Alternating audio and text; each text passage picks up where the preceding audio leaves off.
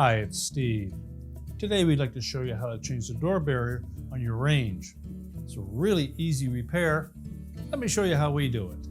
Now, to do this repair, it's easier to remove the complete oven door from the range and set it on a suitable work surface. So all we need to do is to make sure that the door is cool to touch.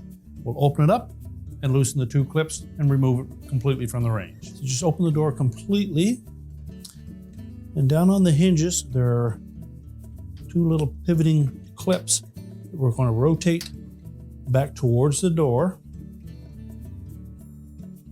Just lock them in that position, and we'll close the door until it comes up against those.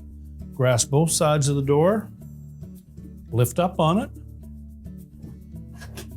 and pull the hinges out of the oven body, and then we'll set that on a suitable work surface where we can change out the part. Now, with the door laying flat, all we need to do is remove the retaining screws for that barrier strip.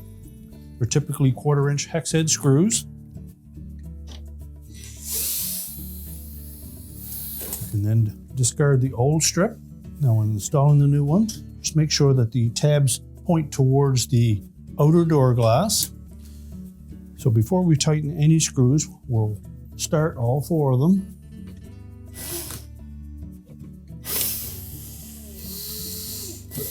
And tighten them securely.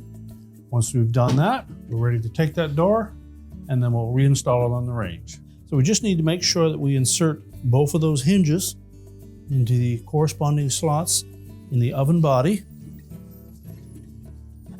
Make sure we go in completely inside of that opening. Then just flip those stops back into their rest position. We can close up the door, and your repair is complete.